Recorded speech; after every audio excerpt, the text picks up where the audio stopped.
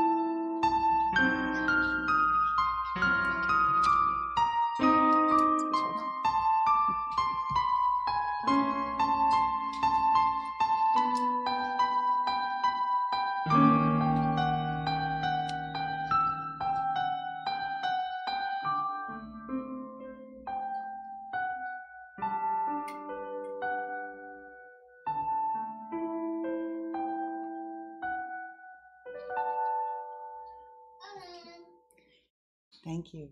An important ritual in the Unitarian Universalist faith is the lighting of our chalice. As Asher lights our chalice, we are reminded that Unitarian Universalists have many different interpretations of the flaming chalice, including the light of reason, the warmth of community, and the flame of hope. Yes, you can. Go ahead. Go for it. If you are watching elsewhere and have a chalice or candle, please light it now, as Asher does. And now we will all join in saying the unison words projected on the screen. With humility. Good job. We are called as Unitarian Universalists to build the beloved community where all souls are. As blessings and human family live.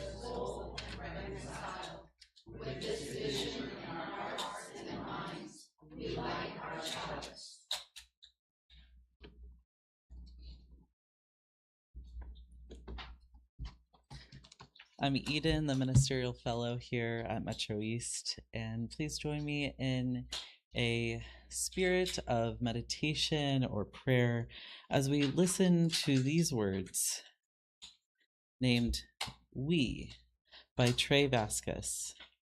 Trey Vasquez is a Chicano trans disabled artist, activist, and comedian, originally from the desert lands of Arizona. His words are from the book Healing Justice Lineages, Dreaming at the Crossroads of Liberation, Collective Care, and Safety by Kara Page and Erica Woodland. Trey's words are, what will be possible because we remembered? Even in a world rapidly working to disconnect us from being human, we remembered that even if someday we can no longer grow what we need from the soil, that we are still the soil, that we are made from the earth, water, and air. And so we protect them with our lives, the way we protect each other. We are seed savers, storytellers, living libraries, foreseers of the future and portals to the past, the students of pollinators, organizers, campsiteniks, Yorubas, sacred clowns, brown and down computer hackers, song keepers. We are lovers, doctors, birth workers, birthing new worlds, transcending, smoking ashes unfurled, messengers, airdropping seeds of resistance. We. On a world collapsing into herself, we are a prayer of remembrance. We learn to move like underground rivers, hiding to preserve our force and medicine, emerging as springs to sustain life, reminding the people to only use what they need. And so I'm reminding you to never forget the ones that are coming, to reciprocate now, while there is time to make yourselves into waterways, trusting where you are going, slowly eroding pathways into the future, our molecules and perpetual cycles of life, never death, only evaporating to return as monsoons, flash floods, flooding their borders, their prisons, their wars, their haunting monuments, White Houses, Capitol, and binaries.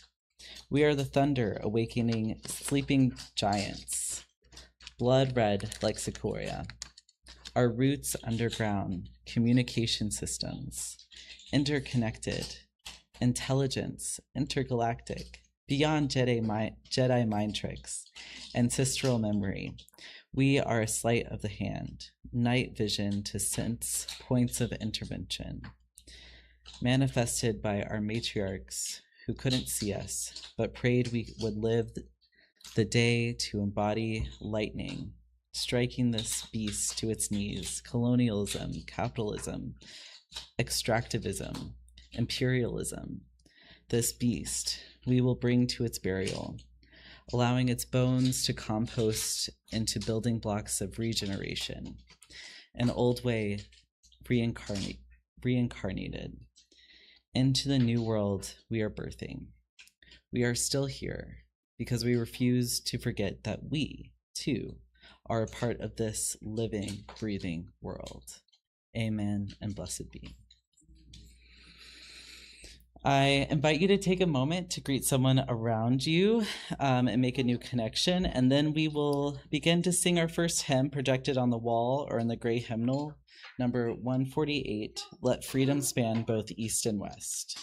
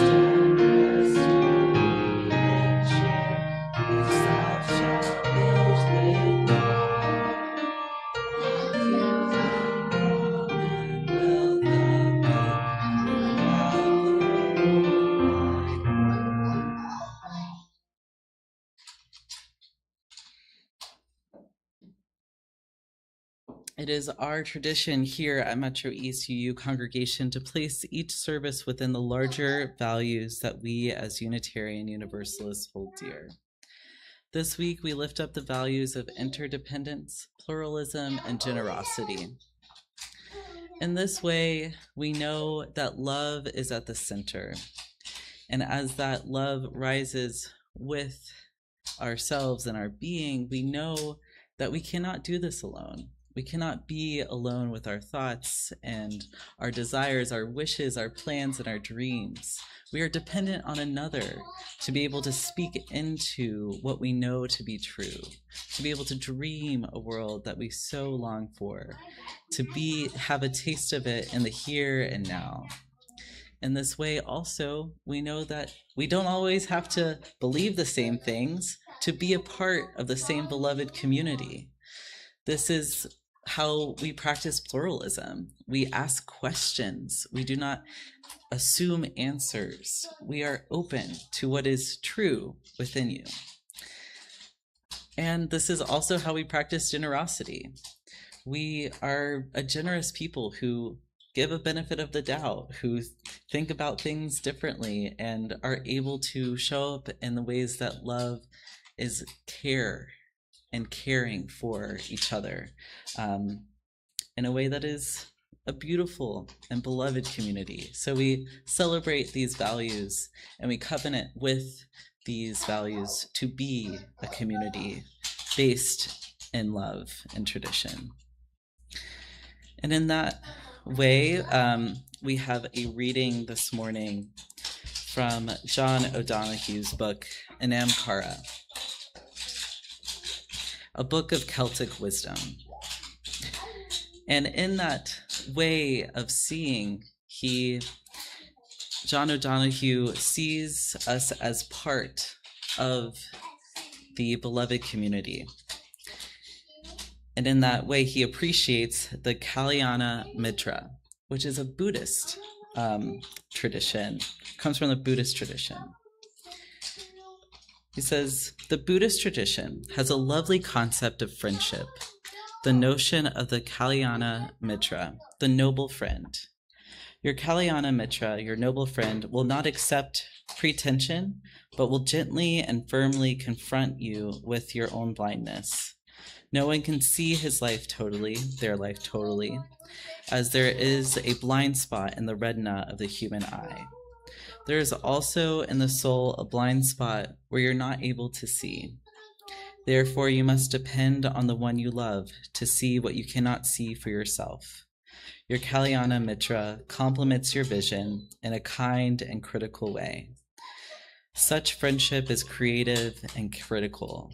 It is willing to negotiate awkward and uneven territories of contradiction and woundedness. One of the deepest longings in the human soul is the longing to be seen. In the ancient myth, Narcissus looks into the pool, sees his own face, and becomes obsessed with it. Unfortunately, there is no mirror in the world where you can catch a glimpse of your soul. You cannot even see your own body completely. If you look behind you, the front of your body is out of view.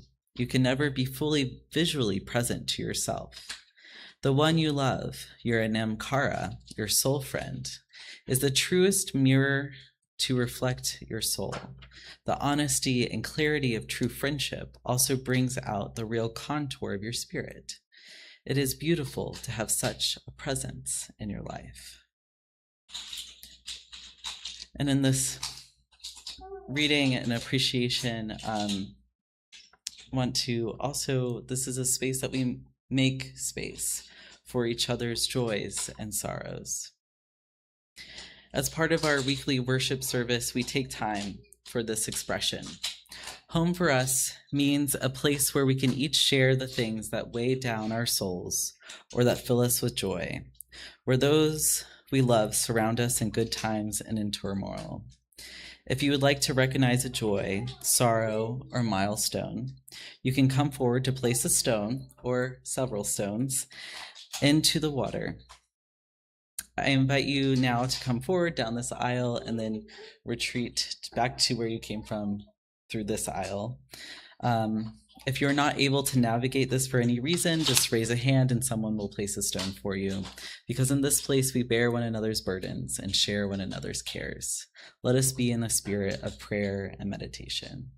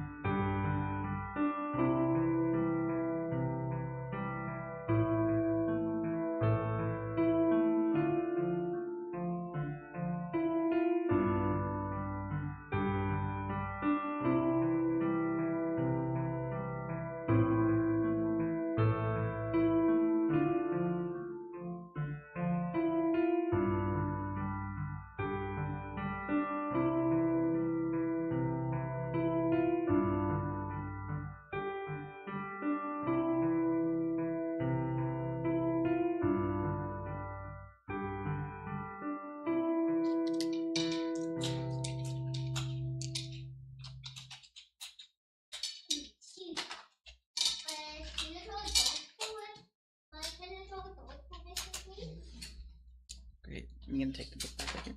Just, okay. No worries. Just want to make sure. You didn't have to. All right, move forward here with my notes. Sorry. My script fell behind on the script here. We now invite everybody to watch our video for today's Time for All Ages. Today's theme is inclusivity. It's Pride Month after all, right? After the video, we were not going to sing the children out to Ari, right? They're going to stay here. So, okay, never mind.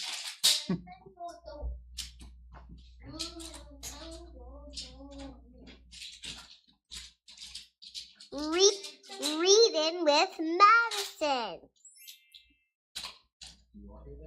Nope. Hey there. Up. It's coming out loud. We can hear it, just slow.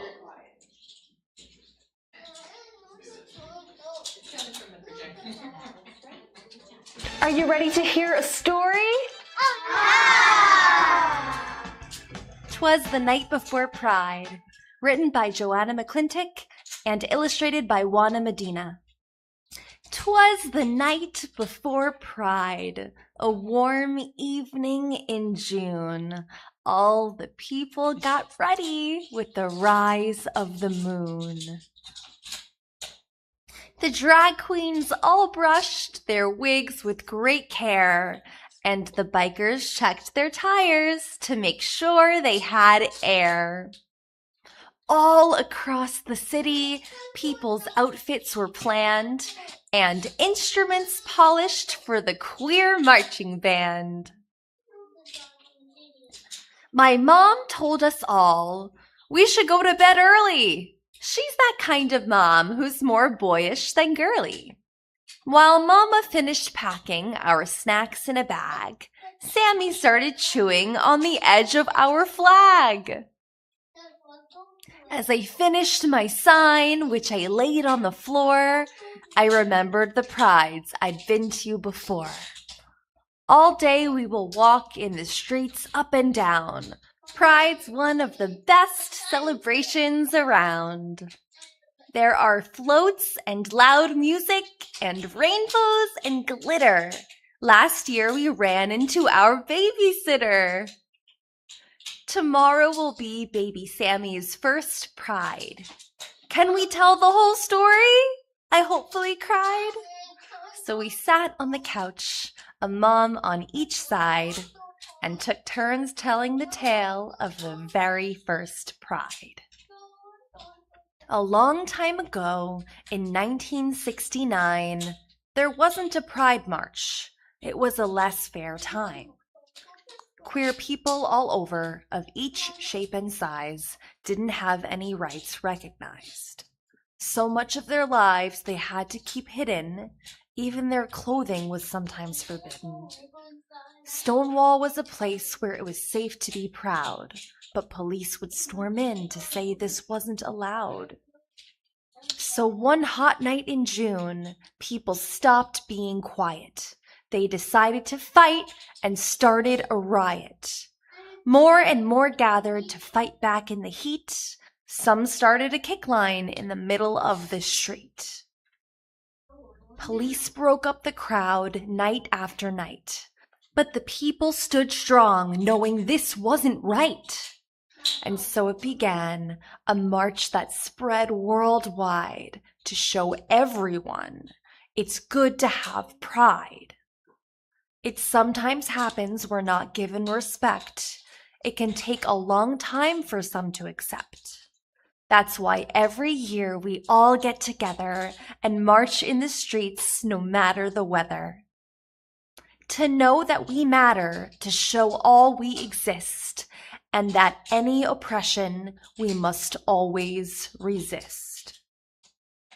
So pride's not just about tutus and rainbow suspenders.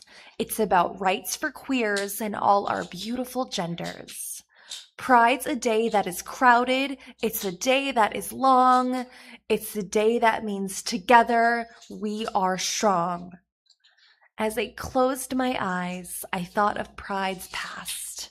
Pride means to me, being yourself is a blast. So tomorrow I will march with my family and cheer. Happy Pride to all. It's great my family is here. The end. Okay, thumbs up if you enjoyed the book. Nice. Awesome. And next weekend is Pride in St. Louis. So if anybody's up for celebrating, go head on out there. And then I know in September, we will have a table at Alton Pride, which I still have to reserve, but don't let me forget. But we'll have a table up there. And then we've got Unity Fest at the end of the month, which I know Peg has already paid for, and we got that taken care of. So we got lots of celebrations upcoming. So please join and be a part of that. All right. We'll have our next hymn is in the gray hymnal, number 354, We Laugh, We Cry.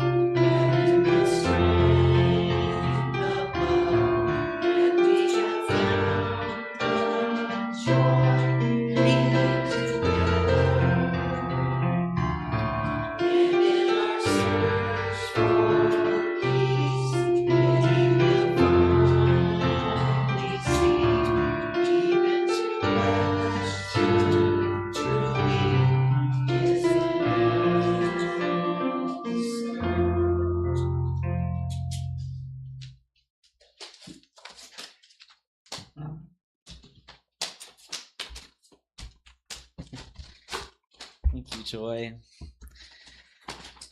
Beautiful. When I was growing up, my dad asked me about my friend Danny. And I said, we're heart friends. He said, what's a heart friend? And I said, someone who we can share things with, who I can share what I most want to share. And at that age, maybe I was 8 or 9, my dad would continue to ask me, who is your heart friend? Throughout my middle school and high school friends. As you know, for middle school and high school, that can be a hard time. But it was a way that he was able to connect, to ask what was really going on. Was I having a heart friend, or did I feel like I could connect or not? And I'm grateful that my dad was able to nourish that knowing within me. That way of perceiving who was on the inside, who was maybe not as close. John O'Donohue was an Irish priest who left the priesthood and popularized Celtic spirituality. He was a native Gaelic speaker in Ireland. And he says his definition of Anam Cara, or Anam means soul, Cara means friend in Gaelic, someone you can share your innermost self with, your mind, your heart. This friendship, he says, was an act of recognition and belonging, joining in an ancient and eternal way with the friend of your soul. Even death cannot part. Love allows understanding to dawn. Where you are understood, you are home. Love is the only light, he says, that can truly read the secret signature of the other person's individuality and soul. Love alone is literate in the world of origin. It can decipher identity and destiny. John O'Donohue writes of the heart friend being able to see your soul, to offer a mirror. I wonder what types of friendship we can expand this understanding to. In the Celtic church, this was sometimes known as the priest or spiritual director, or someone who was the wise person in town. This Anam Cara, this person who can speak to you the truth. And as a community here, we speak that truth. We know that truth. We are able to do that for each other. One of the relationships that I have is with one of my professional coaches said, things don't have to be hard. You can choose ease. Choose what's easy. And in that way, I chose to figure out a new way for myself to be, what am I in resisting to? Another place that this showed up for me was when I said to a partner at the time, these pronouns that I'm using for you doesn't really feel like they fit you. I don't know what's about that. And that created a portal and an opening for him to find his own way. I had a queer therapist who says, you can choose to follow your own heart. It sounds like you make sense of the world through a spiritual lens. Maybe you should just do that. You seem good at that. At a time that I was in college questioning, should I be a teacher or should I follow this religious path? I'm not sure if I'm cut out for it. This recognition can come from many places. Even our pets might be the ones to do this for us. Maybe it's because we feed them, but maybe it's also the most natural kind of love, that they are excited to see us. Maybe you're a dog kind of person who they are just running up to you. Maybe you're a cat kind of person that kind of slow and like likes to cuddle. Way of recognition that you are known, you're not alone. It matters that you show up. When another moment that I was thinking about was when a high school crush came out to me, and then I came out to her too. I thought being queer was only for other lucky people, not for me too. You know, all these moments changed something for me. They might be little glimpses. They're not, you know, the top of the mountain moments, but they were moments that were important, that shaped me, that fed me. And I'm wondering, we're all here today because of someone speaking that kind of way to us. Whether it's a parent, a confidant, a teacher, a professor, to help speak a life into us that we couldn't see for ourselves alone. You know what I'm talking about. What comes to mind for you? And sometimes this friendship, this anamkara, is firm. Such a friendship, as John O'Donohue writes, is creative and critical. It is willing to negotiate awkward and even uneven territories of contradiction and woundedness. He writes, many people have an anamkara of whom they are not truly aware. Their lack of awareness cloaks the friend's presence and causes feelings of distance or absence. Sadly, it is often loss that awakens presence. By then, it's too late. And this is the wisdom or the knowing of chosen family. It comes from a place maybe of woundedness, of not being recognized and seen. Friendship awakens this affection. The heart learns a new art of feeling. When your affection is kindled, the world of your intellect takes on new tenderness and compassion. So in that recognition and in that wisdom of chosen family, there is a way of naming and claiming a truth or a way of belonging beyond maybe a family of origin who cannot see, who could not be that speaker and recognition in you. And some ways that might have shown up is politically, realizing, oh, there is some different beliefs that I hold dear than my family of origin might, or than the people, my coworkers might, or some other community. Maybe it's a place of identity, that your queerness or relationship to gender might have been a place of, oh, this is actually not meeting my need for recognition, for being seen on a level that I, as a human, need to be seen in. There's also maybe something that wasn't right in terms of your spirituality or place of knowing, of place of wisdom growing up, or a lack thereof of any spirituality. And there wasn't that recognition that that's okay. Maybe it's the ways that you are soft to the world, the boundaries that you choose to hold. Maybe it's the hope that things will get better. Maybe it's a diagnosis, the grief of losing someone you love, the grief of losing a parent young, the grief of losing a child too soon. All of these burdens that disconnect us from our communities can be a place that is crying out for another community, another person, another way of being recognized, of being in belonging.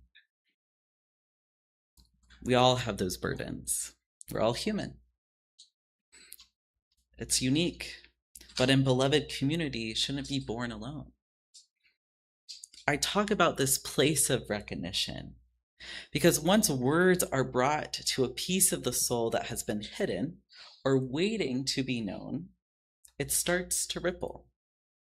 If we are a beloved community that is unashamed in who we are as individuals, we are naturally that place for each other and for our communities that we go outward into. This is the nature of pride. This is the nature of shining the light out of our souls into each other. Let us dance in this light of knowing. Because in this recognition, we know that there is a world where everyone stands up for a more fair and just space. And it's possible because we're already living in it. As Unitarian Universalists, we come from a long tradition of folks conspiring together or breathing together a way out of orthodoxy because there simply wasn't enough space for the fullness of love to be present there. There was a bigger picture of experience to make room for. In this way, love is the one who calls us to bring forth who we are and to do it not alone. Part of the reason I chose John O'Donohue and part of the reason he is one of my teachers is because, in my view, he didn't leave the Catholic priesthood despite the teachings, but because of it, because of the ways that when you follow deep wisdom based in love, hierarchy and insider and outsider no longer seem to make sense. This is why we proudly claim to be heretics in this tradition, because we decided to call out what doesn't make sense. There is one form of love that says to stay.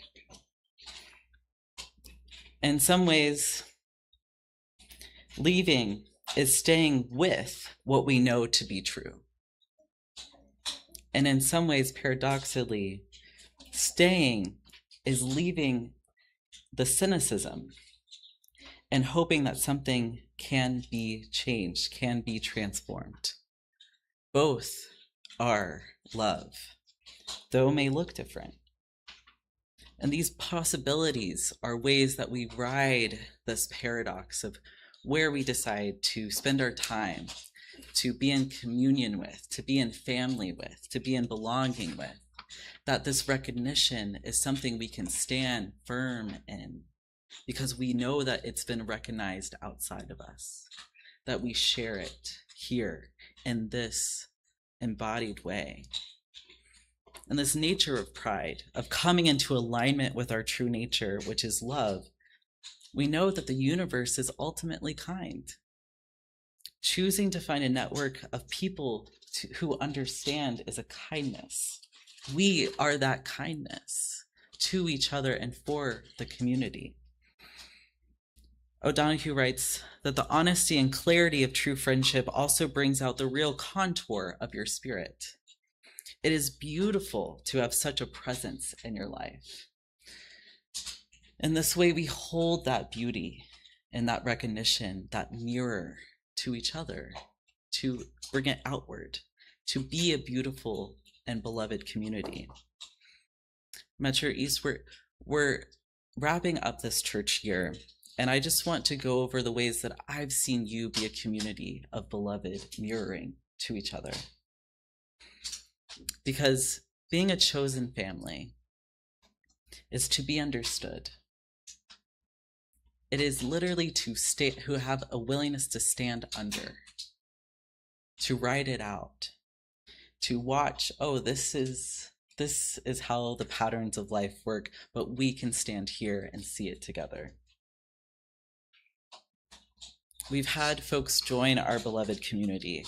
We've had child dedications, flower communions, water communions, hot days under tents, giving away books and meeting folks in the community.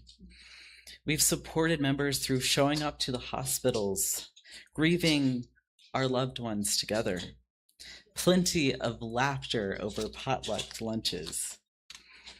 And as we look towards the year ahead, we simply are desiring to build the capacity to be this offering, to be this service to each other, to be more of this kind of beloved community. So soon, shortly, we will have a congregational meeting. There is some gaps in who will be on our board. Maybe it's you. Maybe it's a time to step up into this together. Maybe you desire to give yourself in another way in our community. Every way is beautiful because it's you. It's true. It just is. And so I celebrate that. And I celebrate that I have been able to witness and to be maybe a grain of sand in the mirror to this community, to find that it is beloved, it is worthy of our service together. I am grateful to be here with you. Let us now sing our final hymn. And the gray hymnal or on the wall, it is number 113, Where is Our Holy Church?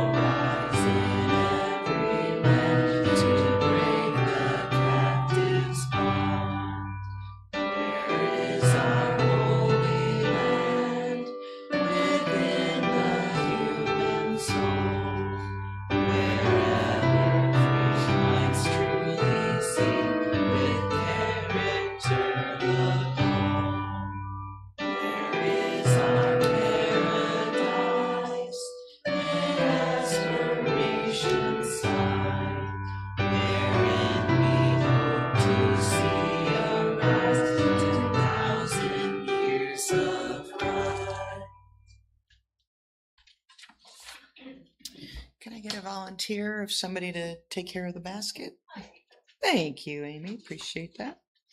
As we pass around the offering basket, I offer a gentle reminder that our community of faith is supported only by our generosity. However, if this is your first time here, you are not obligated to give anything, as we want this service to be our gift to you. If you donate cash toward your yearly pledge, remember to place it inside a labeled envelope so we're able to count it accurately. Support is more than just financial donations, but is also about donating your time and talents. If you're unable to give money, please help our congregation survive and thrive by helping to set up and break down before and after services. Volunteer as a worship associate. Always could use your help here. Join the choir, serve on other committees. I can say that word. Please donate as you can and as you are able. All types of support are needed for our congregation to prosper. Please join us in our offering prayer. May this offering equip us to inspire love and seek justice. Thank you. Announcements. We have our annual meeting after our service. Next week is Claudia with a potluck, so bring some good stuff. July 5th is Dee Evans, Reverend Dee, in the pulpit. Today, no breakdown, but I think we need to keep, was the breakfast yesterday? Yeah. Okay, all right, never mind then. Okay, I'm good. All right, so that's our breakdown and break. Next week we'll have RE too. And next week is RE, yay, all right. Potluck Sunday through the summer. All right, potluck Sunday through the summer, we'll have RE. Great, thank you. All right, next. And 11:15, we'll be back in here, so a couple minutes. And Summer of New Songs, second Friday of every month this summer. 7:10 will be a weekly service. 8:14 will be storytelling with Peg. You can talk to Peg about that. What else we got? No choir practice in June, resuming in July. All right. Can you explain Summer of New Song? No. Okay then. Well, no, we can. Absolutely. No sense. No was a complete sentence, but not appropriate in this case. Says you. Okay, so Summer of New Song is we're looking for a new home. New Song is one of the places that we are looking, and we are trying to get us invested in another building, to go and hang out there and explore it and go, does this feel like this could be my home? So our Summer of New Song is going and saying once a month, we're going to go to that building. We're going to do a thing. We're going to have our service. We're going to have 2 services there. So that's the Summer of New Song. I will go into more details in our meeting. Wonderful. Thank you. Thank you. All right. Anything else we need to add? August 14th is not a Sunday. It's a Friday. Sometimes the events will not be a Sunday. On new song, the new song stuff, it's not always on a Sunday. Is it new song? I have amnesia about this. Okay. So August 14th, I'm leaving something at new song. Storytelling. Let me look on my day. Oh, Let- we'll talk. Oh, Let's talk during the break and we'll get it figured out. Absolutely. So. So you got voluntold for something and didn't realize it. Hey, these things happen. It's all good. So let's get Peg up to speed and we're good to go. All right. So join me in, I'm going to extinguish the chalice, and please join me in the prayer. The light of truth and beauty cannot be put out. We are keepers of this flame until we meet again. Our closing words by Eden.